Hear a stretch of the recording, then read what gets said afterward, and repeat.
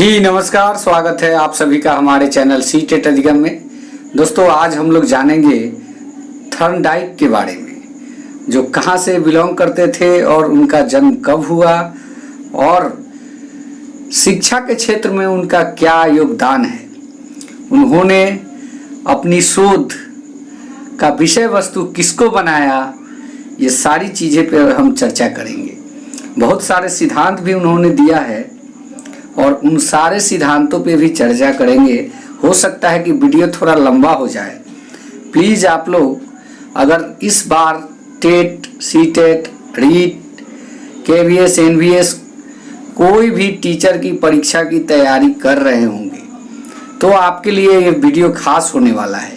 हालांकि वीडियो थोड़ा लंबा हो सकता है, लेकिन अगर आप इसे ध्यान से देखिएगा तो आपको निश्चित ही 2-4 नंबर जो कि थॉर्नडाइक से आते हैं वो मिल जाएंगे, क्योंकि ये कॉन्सेप्ट ही ऐसा है कि आपको बहुत कुछ देगा। अगर वीडियो अच्छा लगता है तो प्लीज़ लाइक करें, सब्सक्राइब करें और कमेंट करना ना भूलें। तो चलिए जान लेते हैं इनके सिद्धांतों के बारे में।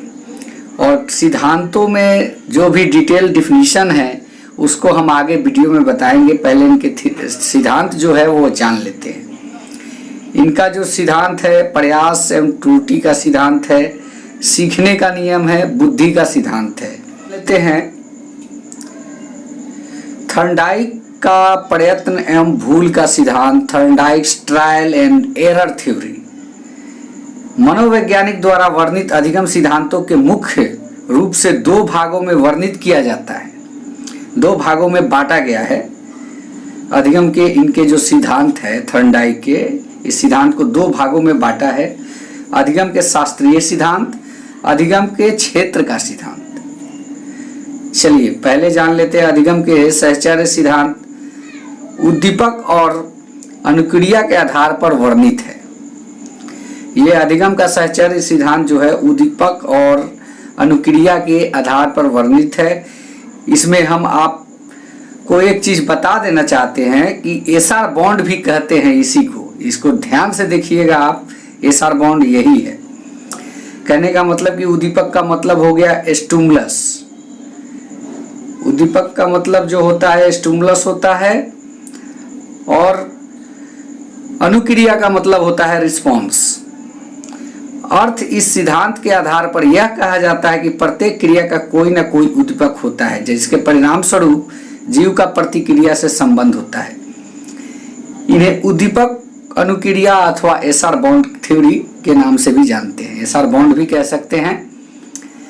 कहने का मतलब यह है कि इनके सिद्धांत में आगे मैं बताऊंगा कि ये कैसे प्रूफ होता है, उद्दीपक अनुक्रिया कैसे प्रूफ होता है, इस चीज को बताएंगे हम आपको आगे। कुछ अनुक्रिया अपने संबंध उद्दीपकों के साथ स्वतः ही हो जाती है, जबकि कुछ अनुक्रियाएं संबंध उद्दीपकों के साथ स्वतः घटित नहीं होती, वरन किन्हीं विशिष्ट परिस्थितियों का अध्ययन करके उन्हें किसी अवस्था में बांधा जाता है।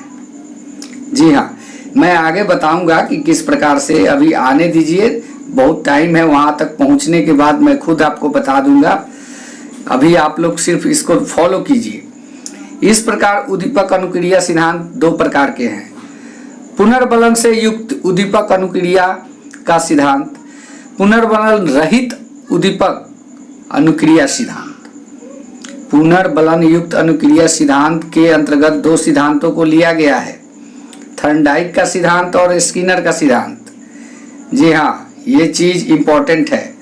उद्दीपक अनुक्रिया जो है, रीइंफोर्समेंट जो है, यहाँ पे पुनर्बलन युक्त है, तो रीइंफोर्समेंट जो है वो स्किनर का है, और यहाँ पे उद्दीपक अनुक्रिया सिद्धांत जो जुड़ जाता है वो थॉर्नडाइक का है। इसलिए दोनों सिद्धांतों में इन दोनों का नाम आता है। जबकि पुनर्बलन रहित उद्दीपक अनुक्रिया सिद्धांत में पॉलो का सिद्धांत भी आता है। जी हाँ, एक और नाम जुड़ गया। अधिगम के साहचर्य सिद्धांत। अधिगम के साहचर्य सिद्धांत का अर्थ है कि व्यक्ति की मानसिक क्रियाएं किसी न किसी उद्दीपक परिस्थितियों के स्वरूप होती है। जी हाँ, मैं वीडियो में आप लोग को ये भी बता देना चाहता हूँ कि ये कुछ कॉन्सेप्ट है, इसको आप समझ लीजिए। प्रश्न किस प्रकार से सॉल्व होंगे मैं आप लोगों को अगले वीडियो में बताऊंगा कि किस प्रकार से प्रश्न सॉल्व होंगे। आगे इस वीडियो में बताऊंगा कि किस प्रकार से प्रश्न बनेंगे, तो इसलिए वीडियो को लास्ट तक देखिए। चलिए, जबकि विपरीत अनुभव हमारी स्मृति में अधिक समय तक नहीं रह पाते, अनेक मनोवैज्ञानिकों ने उद्दीपक अनुक्रिया के सिद्धांत का आधार बनाया। इसमें से कुछ ने पुनर्बलन को इसमें महत्वपूर्ण माना, अर्थात धनात्मक पुनर्बलन मिलने पर अनुक्रिया तत्परता के साथ होती है, इसलिए इसको तत्परता के नियम भी कहा जाता है। इसको याद रखिएगा, ये चीज इसमें नहीं है लेकिन मैं बता दे रहा हूं। ऋणात्मक पुनर्बलन मिलने पर अनुक्रिया नहीं होती है। कुछ मनोवैज्ञानिक उद्दीपन अनुक्रिया सिद्धांत में पुनर्बलन को महत्व नहीं देते। इसी आधार पर दो प्रकार के सिद्धांत बने। प्रथम प्रकार स्किनर और थॉर्नडाइक का सिद्धांत लेखनीय है। दूसरे प्रकार में पावलोव का नाम आता है। इन्हें निम्न प्रकार वर्णित किया जाता है। जी हाँ, इसमें जो आप लोग देख रहे हैं कि कुछ वैज्ञानिकों का, कुछ मनोवैज्ञानिकों का नहीं मानना है, वो इसलिए इस चीज को नहीं मानते हैं कि ये जो है रटने पर जोर देता है किसी भी चीज को। पुनर्बलन का मतलब हो गया कि अभ्यास। तो अभ्यास में अगर बच्चा कोई पाठ पढ़ता है तो इसका मतलब कि वो लिख के नहीं, वो रट भी सकता है। इसकी कुछ कमियां भी है, ये जो सिद्धांत है इसकी कुछ कमियां भी है, क्योंकि रट्टा मार विद्या जो जानते हैं आप लोग, रटंत विद्या घटंत बुद्धि। इसलिए कुछ मनोवैज्ञानिकों का ये मानना है कि ये सिद्धांत कुछ हद तक सही है। आगे भी इसकी खामियां मैं बताऊंगा, क्या क्या खामियां हैं इस सिद्धांत के अंदर। थॉर्नडाइक का मानना है कि अधिगम की प्रक्रिया में शारीरिक और मानसिक क्रियाओं का किसी न किसी मात्रा में संबंध होता है। इसी से जब किसी व्यक्ति के समक्ष किसी परिस्थिति में कोई उद्दीपन होता है तो वह उद्दीपन व्यक्ति किसी विशेष प्रतिक्रिया के लिए प्रेरित होता है। यदि उद्दीपन के प्रति अनुक्रिया सुखद होती है तो वह उसे पुनः दोहराता है, क्योंकि उसे संतोष मिलता है और पुनः पुनः उसे दोहरा कर वह उस व्यवहार को सीख लेता है। यदि उद्दीपन के प्रति अनुक्रिया दुखद होती है तो उसे नहीं दोहराया जाता, उसे नहीं सीखा जाता। अर्थात उद्दीपन अनुक्रिया के मध्य एक घनिष्ठ संबंध स्थापित हो जाता है। इसी को थॉर्नडाइक का प्रयास और त्रुटि द्वारा अधिगम अथवा संबंधवाद का सिद्धांत भी कहा जाता है। जी हाँ,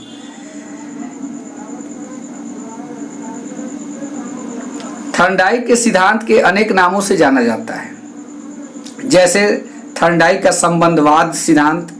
जी हाँ, मैं बताऊंगा संबंधवाद सिद्धांत किस प्रकार से प्रूफ होता है। वो एक ही थ्योरी है, उसको इतने भागों में, इतने प्रकार से, इतने नामों से जाना जाता है। आगे वीडियो में इस पे चर्चा करेंगे। थॉर्नडाइक का संबंध का सिद्धांत, उद्दीपन अनुक्रिया का सिद्धांत, प्रयास एवं त्रुटि का सिद्धांत, ये चारों चीजें एक जानवर जिसे हम बिल्ली कहते हैं उसी पर इस चीज को प्रूफ किया गया है। मैं आगे इस वीडियो में बताऊंगा कैसे प्रूफ होता है। थॉर्नडाइक के अनुसार सीखना संबंध स्थापित करना है, अर्थात किसी विशेष परिस्थिति के उपस्थित होने पर जीव कोई अनुक्रिया करता है। ये अनुक्रिया प्रारंभ में त्रुटिपूर्ण होती है, किंतु यदि पुनः पुनः वैसे ही परिस्थिति आती है तो दोषपूर्ण अनुक्रिया कम हो जाती है और बाद में जीव उस परिस्थिति में केवल उचित अनुक्रिया करता है, अर्थात वह भूल और प्रयास के द्वारा सीखता है। इस संबंध में थॉर्नडाइक ने अनेक प्रयोग किए हैं और ये प्रयोग प्राय जानवरों पर किए। ये इस प्रकार थे। थॉर्नडाइक का बिल्ली का प्रयोग, थॉर्नडाइक ने अपने सिद्धांतों की पुष्टि के लिए बिल्ली पर एक प्रयोग किया। जी हाँ, वो प्रयोग जान लीजिए। भूखी बिल्ली एक ऐसे संदूक में बंद किया गया जिसके दरवाजे में एक लीवर हुआ करता था, जिसके खुलते ही संदूक खुलता था और बिल्ली बाहर आकर भोजन को प्राप्त करती थी जो उसके लिए रखा गया था। भोजन इस प्रकार रखा गया था कि बिल्ली अंदर से देख सकती थी। बिल्ली इस बात को जानती थी कि संदूक में कोई लीवर लगा है, जिसे खोलने से वो बाहर आकर भोजन को कर सकती थी। जी हाँ, बिल्ली इस बात को नहीं जानती थी कि संदूक में कोई लीवर लगा है जिसे खोलने से वह बाहर आकर भोजन कर सकती है। वह भोजन बिल्ली के लिए उद्दीपन था। जी हाँ, उसका रिस्पॉन्स था। वह बाहर आने के लिए अनेकों प्रयास करती रही, अनुक्रिया करती थी। कई प्रयासों के पश्चात उसका पैर लीवर पर पड़ जाता है और दरवाजा खुल जाता है। उसने बाहर आकर भोजन किया। इस प्रक्रिया को अनेकों बार दोहराया गया। हर बार उसे भूखा रहकर ये क्रिया दोहराई गई। बाद में पाया गया कि उसके द्वारा की जाने वाली निरर्थक क्रियाएं कम हुई और वह एक बार में ही सही लीवर दबाकर दरवाजा खोल लेती थी और भोजन कर सकती थी। इस प्रकार प्रयास और त्रुटि द्वारा बिल्ली ने लीवर को खोलना सीखा।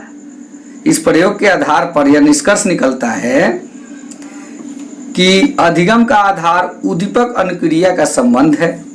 जी हाँ, जो है उद्दीपन अनुक्रिया, स्टिमुलस और रिस्पॉन्स का संबंध बन जाता है यहाँ, क्योंकि उद्दीपन जो है बिल्ली है, अनुक्रिया जो है उसका खाना है। तो इन दोनों के बीच में एक संबंध स्थापित होता है, इसलिए संबंधवाद का भी सिद्धांत कहते हैं। कोई जीव उद्दीपन अनुक्रिया में जितना अधिक संबंध स्थापित करेगा, अधिगम उतना ही शीघ्रता से होगा।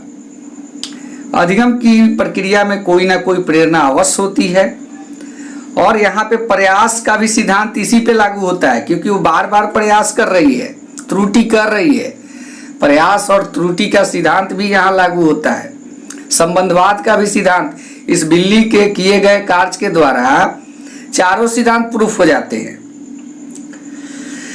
इस सिद्धांत के आधार पर बालकों में धैर्य, परिश्रम के प्रति आशा जागृत होती है। छोटे बालकों को जूता पहनना, चम्मच से खाना आदि के लिए सिखा करते हैं। जी हाँ, अब यहाँ आइए तत्परता के नियम। जब कोई व्यक्ति अधिगम करने के लिए तत्पर होता है, अर्थात कार्य करने के लिए उद्यत होता है, तभी उसे सिखाया जाता है। तत्पर होने पर व्यक्ति को अधिगम कराया जाए तो उसे अधिगम करने में संतुष्टि होती है। कक्षा शिक्षण में यह नियम अति महत्वपूर्ण है। जबकि विद्यार्थी सीखने के लिए तत्पर हो तभी उसे सिखाया जाए।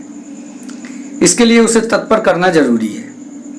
उदाहरण के लिए, यदि बिल्ली भूखी नहीं होती और उसे अपना भोजन सामने रखा हुआ दिखाई नहीं देता तो वह बाहर निकलने के लिए प्रयास नहीं करती।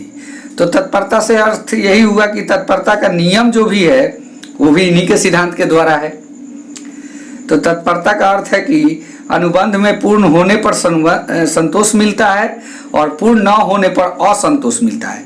इसलिए अधिगम से पूर्व परिस्थितियां उचित ढंग से प्रस्तुत की जानी आवश्यक है। अभ्यास का नियम। थर्नडाइक के अनुसार किसी प्रत्युत्तर की पुनरावृत्ति करके अभ्यास किया जाता है तो अनुबंध दृढ़ होता है और अभ्यास के अभाव में अनुबंध निर्बल होता है, कमजोर होता है। अर्थात अभ्यास के अभाव में उद्दीपन और अनुक्रिया अनुबंध निर्बल हो जाते हैं। कक्षा शिक्षण में अभ्यास का नियम अति महत्वपूर्ण है। गणित, व्याकरण आदि अभ्यास से ही भली भांति सीखी जाती है। अभ्यास से उद्दीपन अनुक्रिया संबंध अधिक दृढ़ होते हैं, किंतु अभ्यास में अशुद्ध या गलत अनुक्रिया नहीं की जानी चाहिए, अन्यथा उद्दीपन अनुक्रिया का संबंध टूट जाएगा। इसे अनभ्यास का नियम कहते हैं, लॉ ऑफ डिसयूज। इस नियम को उपयोग और अनुपयोग का नियम भी कहा जाता है, और गौण का नियम। उदाहरणार्थ, यदि किसी बच्चे को किसी कार्य की सफलता के लिए पुरस्कृत किया जाए तो वह उस क्रिया की पुनरावृत्ति करेगा, और यदि किसी कार्य के लिए उसे दंडित किया जाए तो वह कार्य को पूर्ण नहीं करेगा। इस नियम को पुरस्कार व दंड का नियम भी कहते हैं। जी हाँ, पुरस्कार और दंड का नियम भी थर्नडाइक का है। इसको आप लोग नोट कीजिए, बहुत सारे सवाल बन रहे हैं यहाँ पे। थर्नडाइक के गौण नियम। थर्नडाइक ने उपयुक्त 3 नियमों के अतिरिक्त अधिगम के 5 गौण नियम का प्रतिपादन भी किया है, जो इस प्रकार है। बहुविध अनुक्रिया का नियम, the principle of multiple response. इस नियम के आधार पर अधिगमकर्ता सही अनुक्रिया प्राप्त करने के पूर्व अनेक अनुक्रियाएं करता है और सफलता प्राप्त होने पर उस अनुक्रिया को दोहराता है। यही अधिगम है।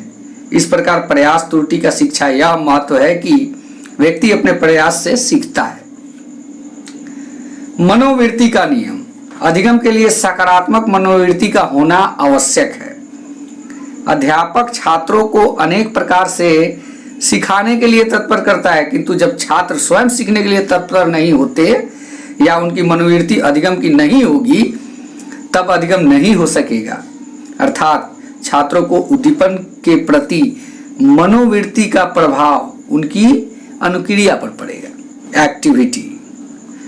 थॉर्नडाइक के अनुसार अधिगमकर्ता अनेक तत्वों से वंचित तत्व का चयन करके अनुक्रिया करता है। इसका तात्पर्य है कि किसी समस्या के समाधान के लिए अधिगमकर्ता में आवश्यक व वंचित तत्वों का चयन करने की क्षमता होती है। सहचर या सादृश्यता का नियम। इस नियम के अनुसार अधिगमकर्ता किसी नवीन समस्या के समाधान के लिए पूर्व में समान परिस्थिति में की गई अनुक्रियाओं को दोहराता है। कक्षा शिक्षण में अध्यापक इसी नियम के आधार पर पूर्व ज्ञान से नवीन ज्ञान के संबंध को स्थापित करता है। जी हाँ, सहचार और सादृश्यता का नियम जो है, इसमें शिक्षक जो है पहले के ज्ञान को नई ज्ञान से जोड़कर संबंध स्थापित करके जो है विद्यार्थी को पढ़ाता है या सिखाता है। अब यहाँ आइए सहचर्य का नियम। थॉर्नडाइक के अनुसार पूर्व में की गई अनुक्रिया को उसी समान दूसरी परिस्थिति में किया जाता है जो नवीन उद्दीपन उत्पन्न होता है। अर्थात इस नियम के अनुसार प्राप्त ज्ञान का उपयोग अन्य समान परिस्थितियों में किया जाता है। अब यहाँ आइए आप प्रयास और त्रुटि के सिद्धांतों का शिक्षा में अनुप्रयोग। अनुप्रयोग मतलब एरर मेथड हो गया है। थॉर्नडाइक का सीखने का सिद्धांत उद्दीपन अनुक्रिया संबंध पर आधारित होता है। आपने पुनर्बलन का विचार भी प्रस्तुत किया और बताया कि जब अधिगमकर्ता को सुखद अनुक्रिया होती है तभी अधिगम होता है। कक्षा शिक्षण में यह सिद्धांत अनेक विधि में उपयोगी है। छोटे बच्चों में आदतें, दृष्टिकोण और रुचियों के विकास में यह सिद्धांत उपयोगी है। मंदबुद्धि बालकों का अधिगम प्रयास व त्रुटि द्वारा किया जा सकता है। गणित, नृत्य, संगीत, टंकन आदि में यह सिद्धांत महत्वपूर्ण है। इस सिद्धांत के आधार पर समस्या समाधान एवं शिक्षक द्वारा निर्देशन के द्वारा विद्यार्थियों का अधिगम किया जा सकता है। मूल्यांकन का सिद्धांत जान लेते हैं थॉर्नडाइक का। थॉर्नडाइक ऐसे अमेरिकन मनोवैज्ञानिक थे। जी हाँ, यहाँ भी एक सवाल बन गया। कहाँ के मनोवैज्ञानिक थे? अमेरिका। जिन्होंने उद्दीपन अनुक्रिया से संबंधित अनेक प्रयोग जानवरों पर किए। आपने अधिगम में पुरस्कार के संप्रत्यय का विचार प्रस्तुत किया तथा पुनर्बलन के सिद्धांत पर महत्व दिया। थॉर्नडाइक ने अपने प्रयोग के आधार पर सहचर्य को अधिगम का आधार बताया तथा अधिगम के महत्वपूर्ण नियम प्रतिपादित किए। आपके द्वारा प्रतिपादित प्रयास और त्रुटि का सिद्धांत जो उद्दीपन अनुक्रिया के सिद्धांत पर आधारित है, सहचरवादी का सिद्धांत ही है। एक प्रकार से सहचरवादी का भी सिद्धांत यही हुआ, क्योंकि दोनों में संबंध स्थापित करता है बराबरी का। इस रूप में आपने अधिगम प्रक्रिया का मनोवैज्ञानिक विश्लेषण है, जिसका अर्थ है कि उद्दीपन अनुक्रिया द्वारा अधिगमकर्ता जितनी शीघ्रता से समस्या से संबंध स्थापित कर लेता है वह उतनी ही शीघ्रता से कार्य को सीख जाता है। कक्षा शिक्षण में यह सिद्धांत उपयोगी है। प्रयास और त्रुटि के सिद्धांत की आलोचना। जी हाँ, यहाँ पे मैंने जो बताया कि रट्टा मार विद्या भी देता है, थॉर्नडाइक का यह सिद्धांत, ये चीज यहाँ पे आ गया। त्रुटि जो आलोचना की गई है विभिन्न मनोवैज्ञानिकों के द्वारा। इसके उपरांत भी थॉर्नडाइक के सिद्धांत की आलोचना की गई है। कुछ आधार इस प्रकार है। थॉर्नडाइक का सिद्धांत अनर्गल प्रयत्नों पर बल देता है जिसकी कोई आवश्यकता नहीं,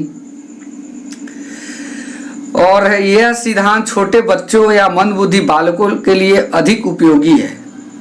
ये तो सही चीज है। पुनः पुनः अभ्यास रटने की प्रवृत्ति की ओर संकेत करता है।